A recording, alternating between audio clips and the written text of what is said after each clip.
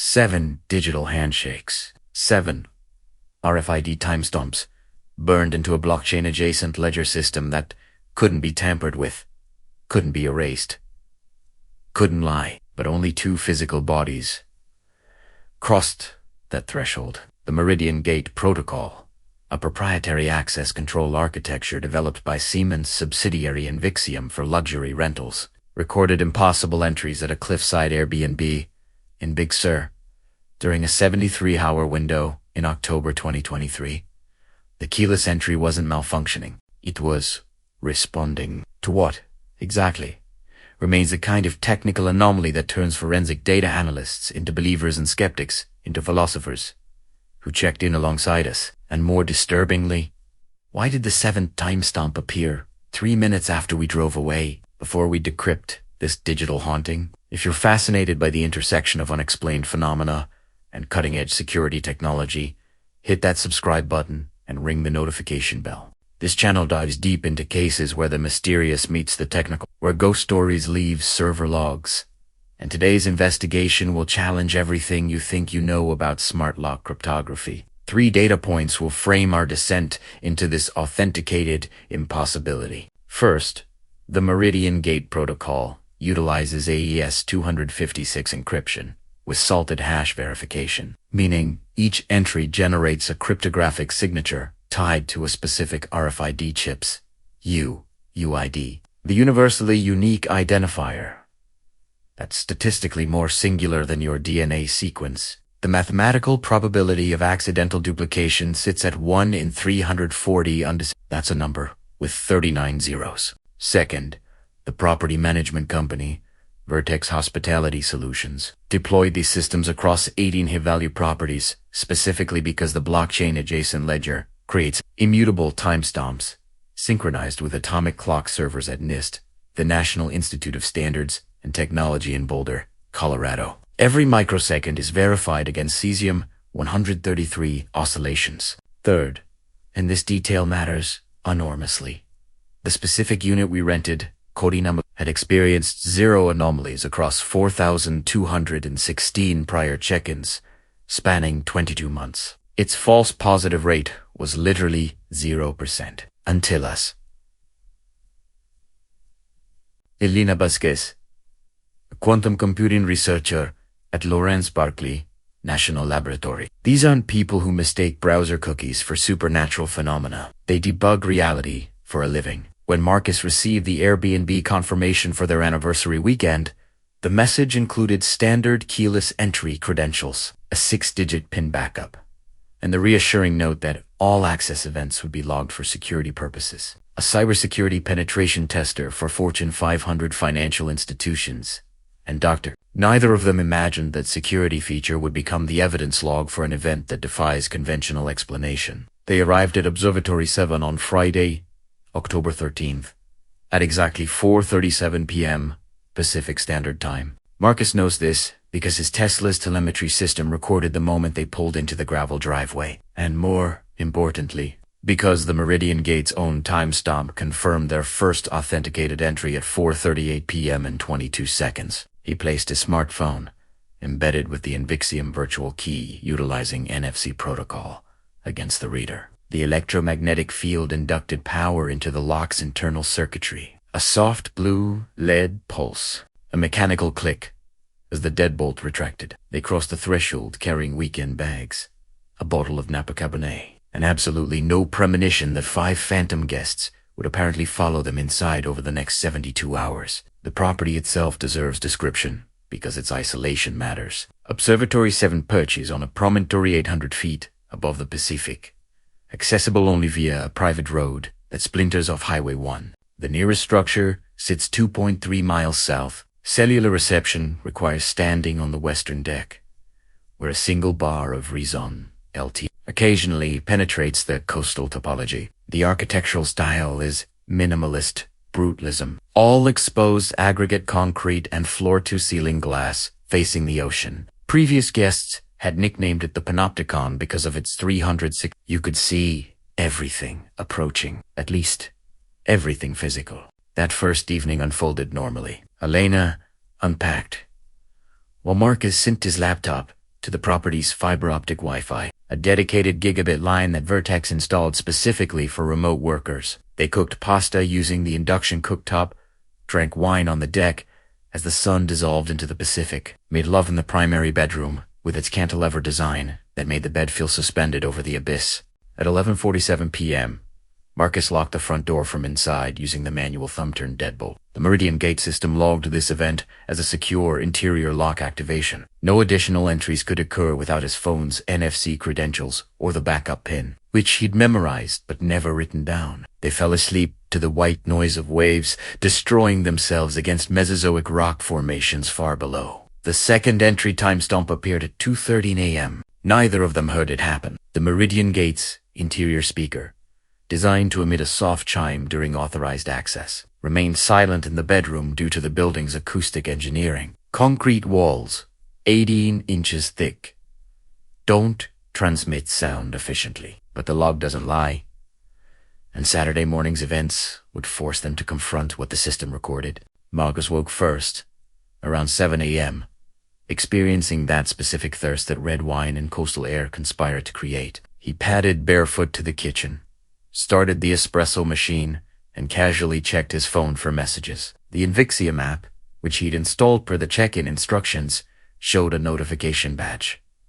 One new event. He opened it, expecting to see his own Friday entry. Instead, the screen displayed 2 times his at 4:38 p.m. and an unauthorized entry at 2:13 a.m. Saturday. The cryptographic signature was different. The UUID didn't match his device, but the access method was identical. NFC authentication, meaning someone or something had used a valid digital key. Marcus felt his cybersecurity instincts activate, that cold professional clarity that emerges when systems behave impossibly. He checked the backup PIN usage log. 0. No scratches on the strike plate, no tool marks on the frame, no signs of forced entry. The lock itself was a /B489WB, a model he'd actually reviewed in his professional capacity, knowing its vulnerability profile intimately. It hadn't been picked, bumped, or bypassed. It had been legitimately opened. Elena found him standing in the living room, staring at his phone with the expression she'd learned meant he'd encountered a problem that shouldn't exist. He showed her the log as a quantum research. She was professionally comfortable with phenomena that violated classical intuition, but this was different. Quantum superposition collapses under observation. Repeat authentication doesn't activate spontaneously. They performed a methodical search of the property, checking closets, bathrooms, the utility room housing the water heater, an electrical panel, even the crawl space beneath the deck where maintenance access provided entry to the structure's underbelly. Nothing. No evidence of intrusion. No missing items. No disturbance of any kind except the irrefutable digital evidence that someone had walked through the front door while they slept. Marcus contacted Vertex Hospitality Solutions through the app support function at 7:51 a.m. The response came from an AI chatbot initially, then escalated to a human technician named Derek Paulson. Within 6 minutes, Derek's tone was professionally apologetic but ultimately dismissive. He explained that RFID systems occasionally experience crosstalk from nearby devices, that atmospheric conditions in coastal environments can create electromagnetic interference, that Marcus shouldn't worry because the property was definitely secure. Marcus countered with technical specificity, noting that NFC operates at 13.56 megahertz with a functional range of approximately 4 centimeters, making crosstalk from distant sources physically impossible. Derek promised to flag the incident for engineering review and offered a 15% refund on the booking as a courtesy. The conversation ended with mutual dissatisfaction. The third entry occurred at 9:42 a.m. while they were both in the shower. They discovered it when Marcus checked the app before they left for a hike to Midway Falls.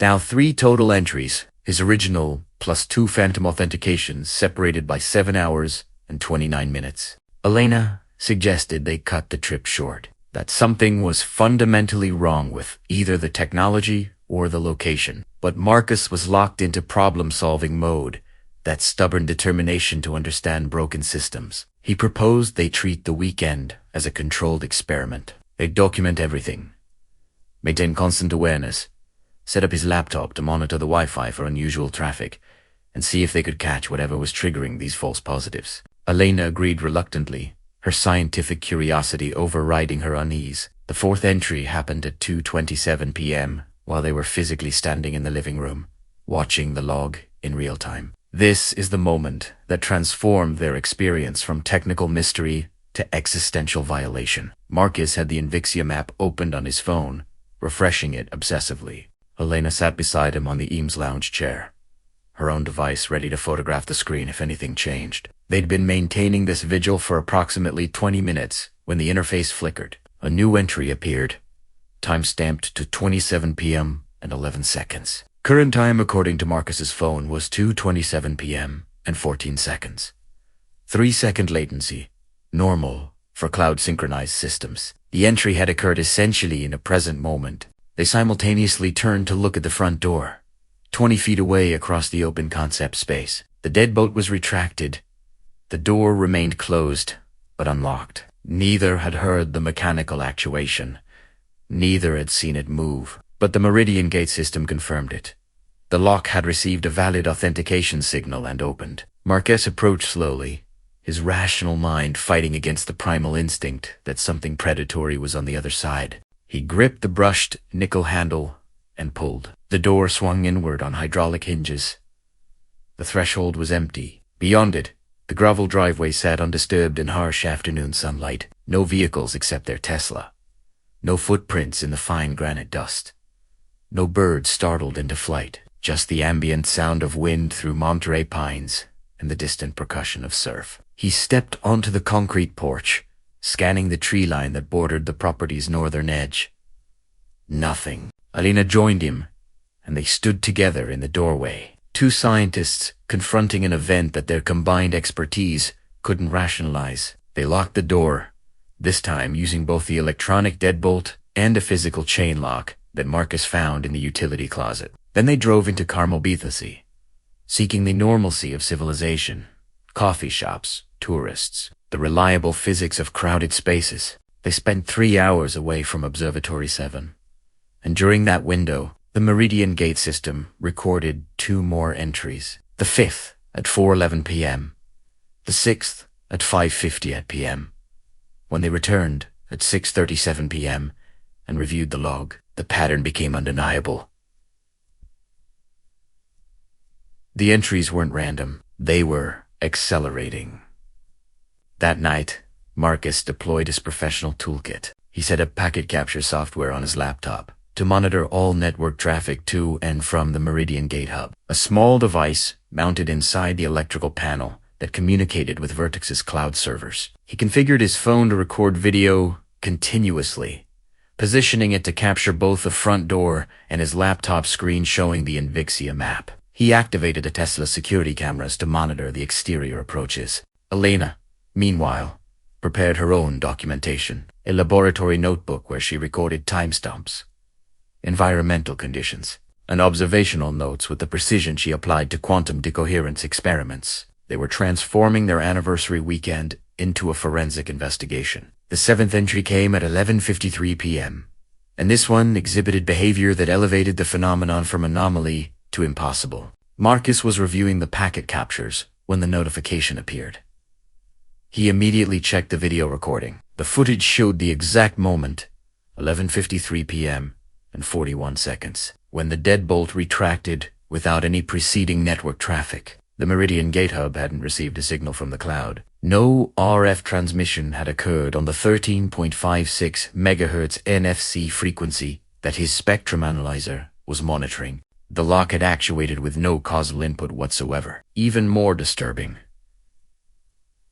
the cryptographic signature associated with this 7th entry didn't match any previous authentication. It was a completely unique UID, implying a different device, a different credential set, a different guest. Elena proposed a hypothesis that Marcus initially rejected. She suggested they were observing a macroscopic quantum tunneling event, that somehow the lock's electronic state was transitioning between configurations without traversing the classical energy barrier between locked and unlocked. It violated everything they understood about quantum decoherence in warm, noisy environments, but so did the evidence.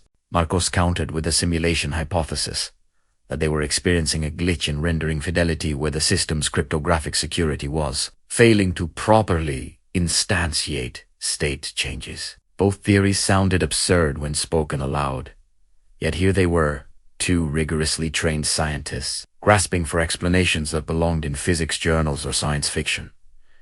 They didn't sleep that night. Instead, they maintained watch, taking shifts, documenting the silence. No eighth entry occurred. The Meridian Gate system remained quiescent through the pre-dawn hours, as if whatever intelligence or phenomena was triggering the authentications had completed its purpose. When sunrise arrived at 6:42 a.m., painting the ocean in gradients of pearl and amber, they began packing. The weekend had curdled into something neither wanted to extend. Marcus submitted a detailed incident report through the Invixium app, attaching packet captures, video evidence, and a technical analysis that he knew would be ignored or misunderstood by first-level support. They loaded the Tesla in silence, exhausted and unsettled in equal measure. The final entry timestamp appeared at 10:17 a.m., 3 minutes after they'd driven through the property gate and turned south onto Highway 1.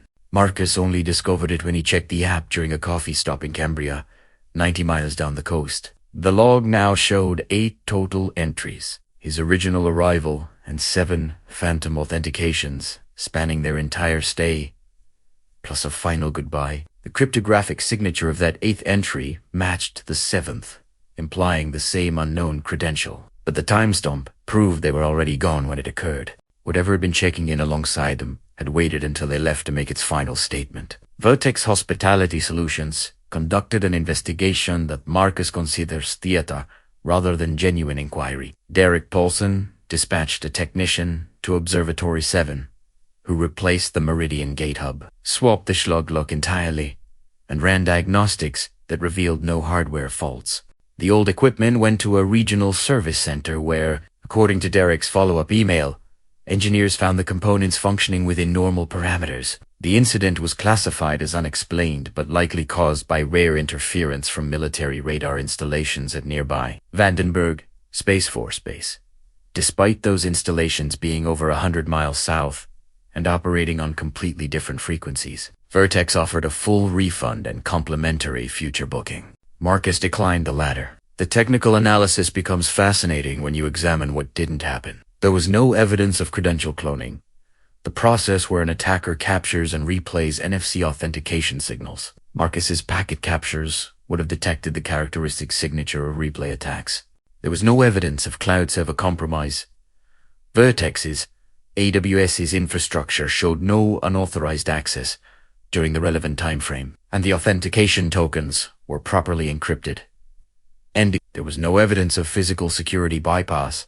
The lock showed nowhere patterns consistent with manipulation, and the backup pin remained unused. Every conventional explanation fails under scrutiny, leaving only unconventional possibilities. From a cryptographic perspective, the most disturbing aspect is the UUID uniqueness. Each phantom entry used a different universally unique identifier, implying 7 distinct devices or credential sets. But UUIDs are generated using algorithms that combine MAC addresses, timestamps, and random values to ensure statistical uniqueness across all devices that will ever exist. The probability of random collision is essentially 0. The probability of 7 random collisions occurring in sequence is a number so small it has no meaningful physical interpretation. Yet the Meridian Gate system authenticated 7 different UUIDs that weren't associated with any registered Invixium account. They came from nowhere, authenticated successfully, and vanished.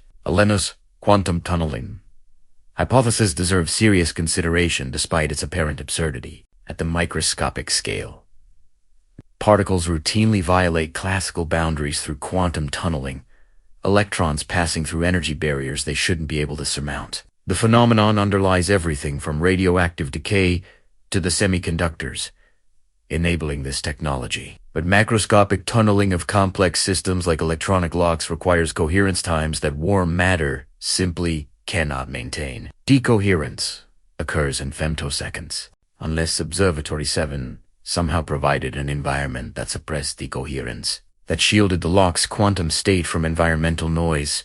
The hypothesis fails, yet no known natural or architectural feature of that location would create such conditions, unless something else was providing the shielding. The simulation hypothesis, Marcus suggested, treats our reality as a computational substrate, where object permanence and physical laws are rendered rather than fundamental. In such a framework, glitches occur when the simulation's computational resources are overtaxed or when rendering algorithms fail to maintain consistency. The phantom entries would represent rendering failures, where the system's authentication state was improperly instantiated, creating divergent timelines or inconsistent world states. This explains the lack of physical evidence. Nothing actually entered because nothing needed to enter. Only the database state changed. But if we're living in a simulation, why would it fail so specifically at this location, at this time, in this manner? What made Observatory 7 a weak point in reality's rendering fidelity? A third explanation emerges from the convergence of location and technology. Big Sur sits atop the Nacimiento Fault, a major tectonic boundary where the Pacific Plate subducts beneath North America. Geomagnetic anomalies are well documented in such zones, with local variations in Earth's magnetic field reaching hundreds of RFID systems, while relatively robust, do operate via electromagnetic induction. Could piezoelectric effects from tectonic stress be generating transient electromagnetic pulses that mimicked valid authentication signals? The timing correlation is weak. No seismic events occurred during that October weekend, but subtle tectonic creep happens constantly along fault zones. Perhaps the Meridian Gate's specific frequency response made it vulnerable to signatures that other systems would ignore. Or perhaps the property itself holds significance beyond geology.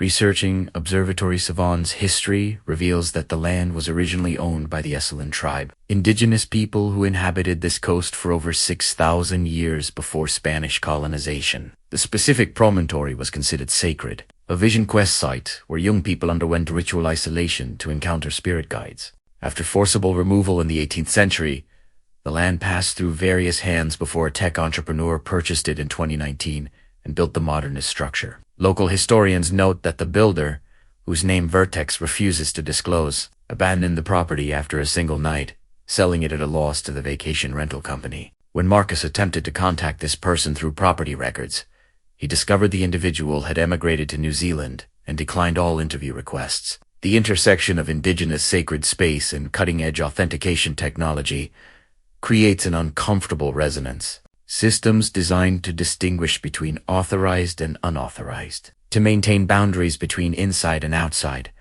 deployed atop land where boundaries between physical and spiritual were deliberately dissolved. The Esselen Vision Quest tradition specifically sought encounters with entities that existed beyond normal perception, and the isolation of the site was considered essential to that process. Whether you interpret this through materialist or mystical frameworks, the location appears to facilitate experiences where boundaries fail. Marcus has since become semi-obsessed with finding parallel cases. He's discovered scattered reports across rental property forums and smart home troubleshooting boards. Instances where keyless entry systems recorded impossible authentications. A family in Sedona, Arizona, another geomagnetic anomaly zone, experienced similar phantom entries over a long-term Airbnb stay. A couple in Glastonbury, England, famously associated with ley lines and earth energies, documented 8 unexplained unlocking events during a week-long rental. A tech blogger in Kyoto, renting a traditional Mashiya,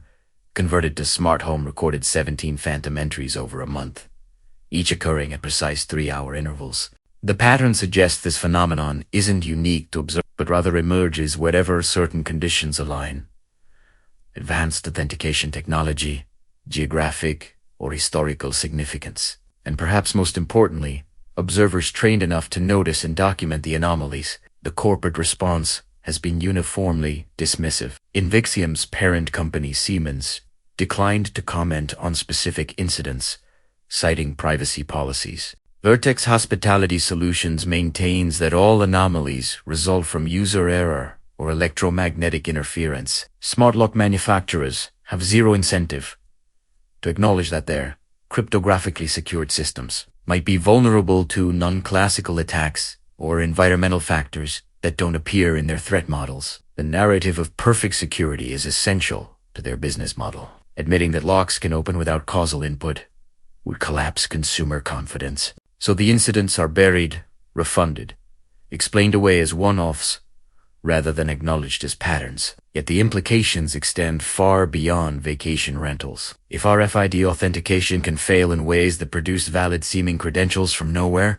every secured facility using similar technology becomes questionable. Data centers, pharmaceutical labs, nuclear installations all employ keyless entry systems based on cryptographic principles identical to the Meridian Gate protocol. The assumption of security rests on mathematical proofs. The astronomically low probability of collision, the computational infeasibility of brute force attacks, the physics of electromagnetic propagation. But mathematics describes idealized systems. Physical implementations exist in a messier reality where tectonic stress generates piezoelectric pulses, where quantum effects might scale unpredictably, where locations carry histories that technology wasn't designed to account for. Elena left Marcus 6 months after the Observatory 7 incident, though she insists the relationship ended for unrelated reasons. He suspects the weekend's unresolved strangeness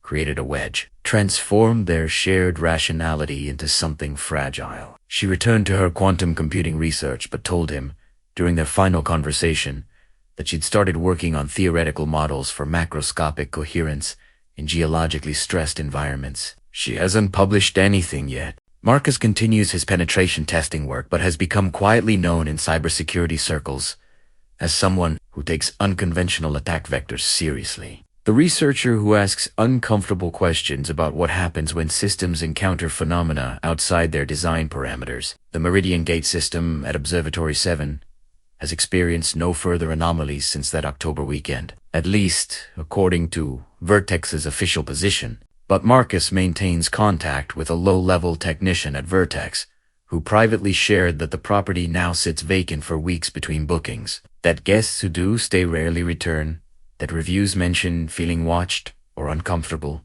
despite the stunning views. The company is considering pulling the listing entirely, not for any official reason, but because the property has become economically non-viable. Something happened there that weekend.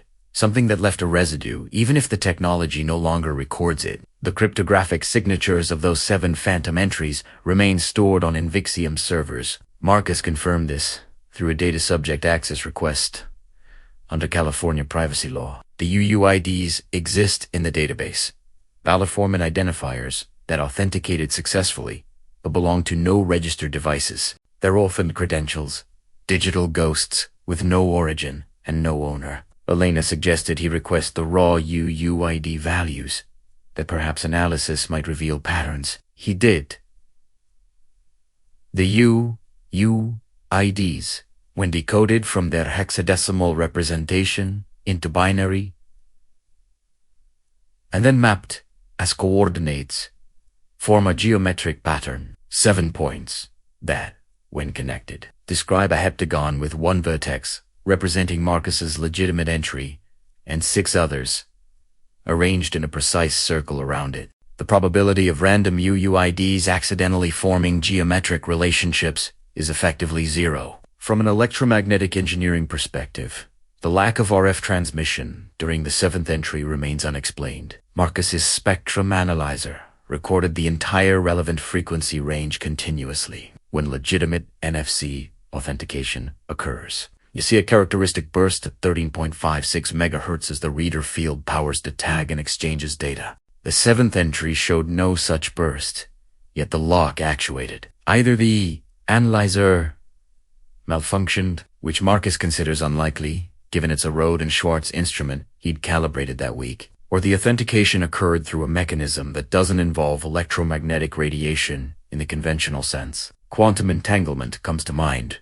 but entanglement doesn't transmit information faster than light and can't trigger classical state changes without measurement, unless measurement itself was occurring in a way the instruments couldn't detect. The consciousness question looms inevitably. If we entertain that something intelligent was checking in, that the entries represented actual visitations rather than system glitches, what was visiting? The Esalen shamanic tradition speaks of ancestor spirits and animal guides, entities that exist in parallel to physical reality and occasionally intersect with it. Modern parapsychology might invoke talpas, thought forms generated by focused consciousness that achieves semi-autonomous existence. Ufology would suggest non-human intelligence conducting surveillance or research on human subjects. Each framework feels inadequate. Stories we tell to contain phenomena that resist containment. What's undeniable is that 7 discrete authentication events occurred without corresponding physical or electromagnetic cause. Something interacted with that lock, and the system faithfully recorded its passage. Marcus recently purchased his own Meridian Gate setup, installed it at his apartment in San Francisco, and configured it with enhanced logging that captures not just timestamps and UUIDs, but also RF power levels, signal timing characteristics, and environmental sensors measuring local magnetic field variations. He's created a honeypot, an authenticated barrier waiting for impossible entries. So far, across 8 months of continuous monitoring, 0 anomalies, the system performs flawlessly, just as its engineers intended. He's considering a return trip to Observatory Set, booking it under a pseudonym, deploying even more sophisticated instrumentation. Elena told him that path leads nowhere productive, that some phenomena resist investigation by their nature, that his professional training is blinding him to realities that operate under different rules. But he can't let it rest, because the implications cascade infinitely. If authentication systems can be bypassed by mechanisms we don't understand, security becomes an illusion. If locations exist where physical laws bend or break, our models of reality are incomplete. If something intelligent operated those 7 check-ins, intelligence exists beyond our current detection methods. Each possibility demands revolution in its respective field. Cryptography, physics, consciousness, studies. The scientific establishment won't embrace these revolutions based on anomalies at a single vacation rental. Extraordinary claims require extraordinary evidence, and what Marcus has is merely extraordinary data with no extraordinary explanation. The 7th entry's timing haunts him most. 3 minutes after departure, as if whatever was there waited for them to leave before making its final authentication. A courtesy or a statement. The geometry of the UUIDs forming that heptagon around his legitimate entry suggests intentionality, a message encoded in the data structure itself. But messages require interpretation, and Marcus has found no cipher. Elena suggested the message might not be linguistic, that consciousness encountering radically different consciousness might communicate through pattern and relationship rather than symbolic content. The heptagon could be a signature, an introduction, the equivalent of a handshake in a protocol we don't yet recognize. If you've experienced unexplained authentication events with smart locks, keyless entry systems, or RFID access control, documentation is critical. Capture screenshots of impossible timestamps, record video of actuations without input, monitor network traffic to eliminate conventional explanations. The phenomenon may be more widespread than corporate incident reports suggest, hidden beneath policies that prioritize reputation over investigation. Marcus maintains a private database of crowdsourced incidents, analyzing them for geographic clusters, temporal patterns, technological commonalities. The dataset is still too small for statistical significance, but suggestive correlations are emerging. Locations of historical significance show elevated incidence rates. Systems deployed after major software updates appear more vulnerable. Witnesses with technical backgrounds report the phenomenon more frequently, possibly because they're more likely to check logs rather than dismiss oddities as forgetting whether they locked the door. The question that keeps Marcus awake is whether the technology is revealing something that was always there, or whether the technology itself is creating the phenomenon. Did RFID authentication simply provide a detector for presences that existed long before Siemens developed the Meridian Gate protocol, making visible what was previously invisible? Or does the electromagnetic field of NFC readers, the cryptographic handshakes, the constant pinging between lock and credential, somehow opened doorways that weren't there before. The anthropic principle suggests observation affects reality at quantum scales. Could authentication technology be collapsing probability waves in ways that manifest as phantom entries? The final footage from Marcus's phone, recording continuously that last night at Observe, contains an audio anomaly that he didn't notice until months later, during detailed review at 11:53 p.m. Precisely when the seventh entry occurred, a low-frequency vibration appears in the recordings. It's below the threshold of human hearing, around 7 Hz, but clearly visible in spectral analysis. The frequency is significant because it falls within the range associated with both tectonic infrasound and reported paranormal experiences. Infrasound, at 7 Hz, can create feelings of unease, hallucinations, and reportedly, under specific conditions, visual phenomena that witnesses interpret as apparitions. Was the lock actuation triggered by this or did the actuation generate it? Causality becomes unclear when examining events that defy linear time. Elena's quantum decoherence research has led her into classified territory. She now works on a project funded by DARPA that she can't discuss, but she told Marcus obliquely that his Observatory 7 data would be relevant to what she's investigating. She can't say more. This suggests that someone, somewhere in the defense establishment, takes macroscopic quantum effects seriously enough to fund research. It suggests that the boundary between quantum and classical might be more permeable than textbooks admit. It suggests that locations, technologies, or combinations thereof might suppress decoherence in ways that enable phenomena we've dismissed as impossible. What else becomes possible in those liminal zones, where quantum strangeness scales to human experience? The smart home revolution has deployed billions of authentication endpoints, each one a potential detector for these anomalies. Ring doorbells, August smart locks, Google Nest access systems, all creating immutable logs of who enters where. If phantom authentications are occurring widely,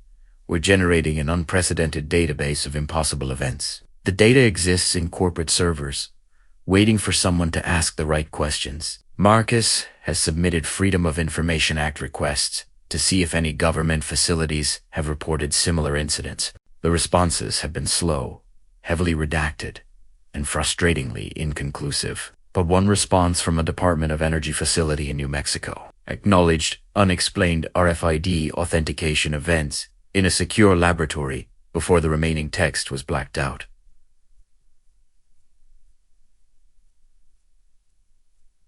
Something is happening somewhere.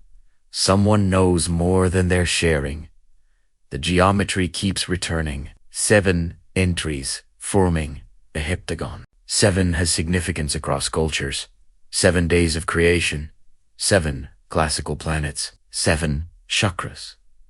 7 liberal arts. Numerology is easy to dismiss as pattern seeking in randomness, but when the pattern appears unbidden in cryptographic signatures, dismissal requires more effort than consideration. Was the number meaningful to whatever generated the authentications, or is Marcus projecting meaning onto coincidence, seeing conspiracy and chaos? The challenge with anomalous data is knowing when to stop interpreting, when pattern recognition becomes but 6 phantom authentications arranged in a perfect circle around his legitimate entry. That's geometry, not psychology. If you're watching this and you work in authentication technology, access control systems, or smart home security, pay attention to your anomaly logs. What gets classified as user error or electromagnetic interference? What patterns emerge when you aggregate incidents across properties, across time zones, across device generations? The data might reveal something companies don't want revealed because it threatens the security narrative their business models require. But truth doesn't care about business models. If our authentication systems are vulnerable to forces we don't understand, we need to. Not knowing doesn't make us safer, it just makes us blind.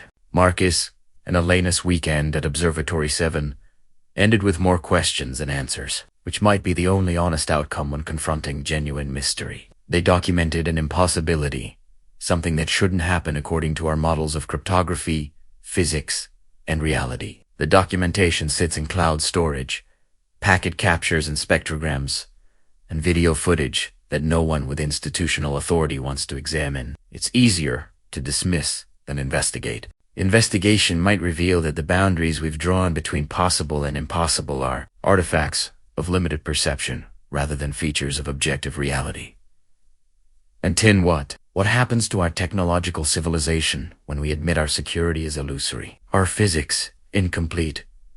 Our understanding of consciousness, naive. The seventh entry came 3 minutes after they left. That timing suggests awareness, suggests whatever triggered the authentication knew they were gone, waited for the moment of departure to make its final statement. The lock opened to empty threshold, to the wind and the distant ocean and the weight of 6,000 years of Esalen memory. Tenit closate, and the system logged it faithfully. And 2 scientists drove south, carrying evidence that would convince no one who wasn't there. This is how mysteries persist in the information age. Not through absence of data, but through excess of it. So much documentation that patterns drown in noise. So much evidence that skepticism becomes easier than belief. If you found this investigation compelling, if you're intrigued by cases where cutting-edge technology intersects with unexplained phenomena, subscribe to this channel and hit the notification bell. We dive deep into authenticated anomalies, documented impossibilities, and the places where our models of reality show cracks. Drop a comment sharing your own experiences with smart locks or security systems behaving. Marcos reads every comment and maintains that private database of incidents. Your data point might be the one that reveals the pattern. The algorithm loves engagement. So even skeptical comments help spread this story to people who need to hear it. Share this with anyone working in cybersecurity, authentication systems, or smart home technology. The more eyes on these anomalies, the harder they become to dismiss. 7 check-ins. 2 guests. The math doesn't work until you change your assumptions about what counts as a guest, what counts as entry, what counts as real. Observatory 7 sits empty tonight under Big Sur stars. Its Meridian gate system faithfully logging nothing, or logging visits we don't have frameworks to recognize. The technology continues recording. The mystery continues deepening. And somewhere in those logs, in the spaces between timestamps, something waits to check in again.